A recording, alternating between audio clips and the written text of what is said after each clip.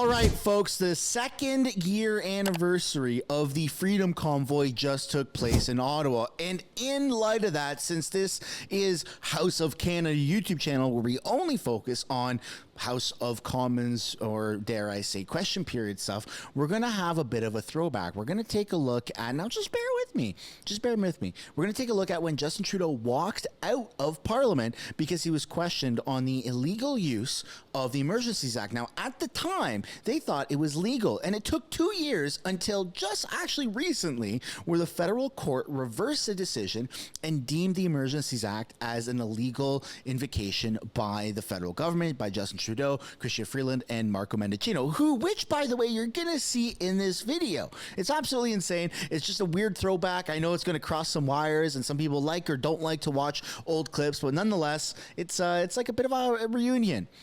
Not in the best way, because we don't like these people, but nonetheless, it's still a reunion. Welcome back to another video, everybody. Before we get into this reunion, I want to encourage you all to smash the like button and subscribe. We are en route to hit 100,000 subscribers here on House of Canada, which is very much appreciated, and we can only do that with your help. And as well as I want to remind you that I have a sticker bundle, which is 20% off, link down in the description or the pinned comment below. You get all of these stickers, including the I did not see that coming. So if you don't have your sticker bundle yet, highly recommend you do so by finding the link down in the description or the pinned comment below.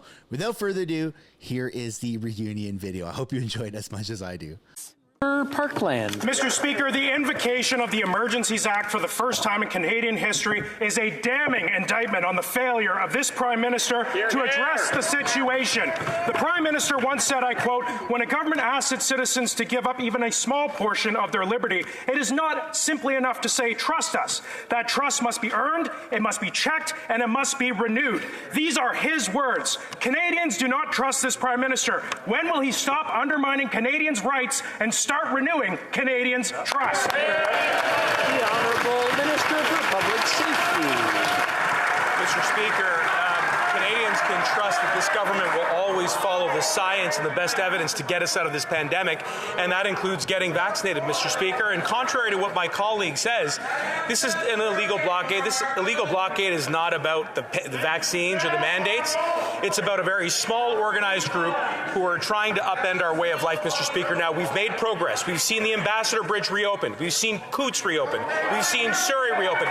And, Mr. Speaker, yesterday, yes, we invoked the Emergencies Act so that we can secure that progress and give law enforcement all of the tools they need. Thank you, Mr. Speaker.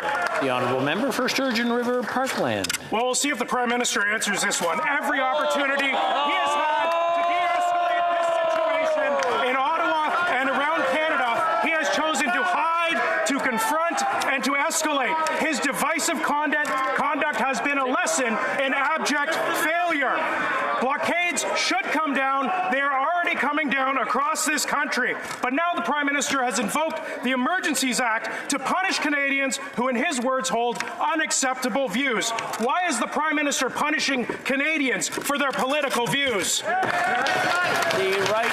Honourable Government House Leader.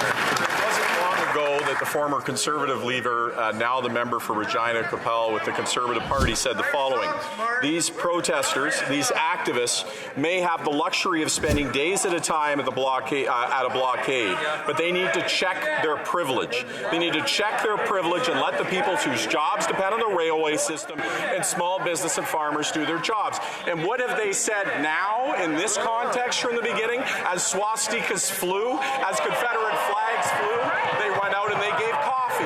They took pictures. They have absolutely the opposite of responsible leadership. Instead of de-escalating, they escalated at every turn.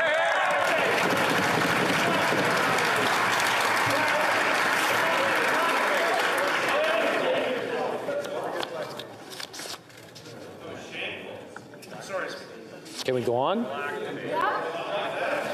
L'honorable député. The Honourable Member for Portneuf-Jacques-Cartier. Thank you, Mr. Speaker. We all want the blockade outside Parliament to end quickly and peacefully. The inaction of this government has forced them to play catch-up and to impose emergency legislation. They would do well to learn from the premiers who have managed to control the demonstrators without special legislation. Will the Prime Minister promise not to use his emergency powers in the many provinces opposed to them? Mr. Speaker, it was the former leader of the Conservative Party, the member for Regina Capel, who said that it was unacceptable to have demonstrations blocking critical infrastructure. And what is the Conservative Party doing today? Today, the Conservative Party is taking selfies and encouraging tweets. That's not responsible, what they're doing. It's completely irresponsible. The Honourable Member for Poilievre. Mr. Speaker, it's the government. They're the ones who are irresponsible. I'll repeat my question, and I would invite the leader to listen to the question. PEI, New Brunswick, Alberta, Quebec, they're not interested in public health measures. They're sick and tired of them. The government should not require the provinces to suffer under these public health measures, these restrictions. The Honourable Government House Leader. That's so irresponsible. We have a duty, all of us here have a duty to protect Canadians. It's not just on our duty on this side of the House of Commons. And I want to make it clear, it's time to stop the tweets and the encouragement of people demonstrating outside. It is time to take reasonable steps, reasonable action, and it's time for the Conservative Party to act responsibly.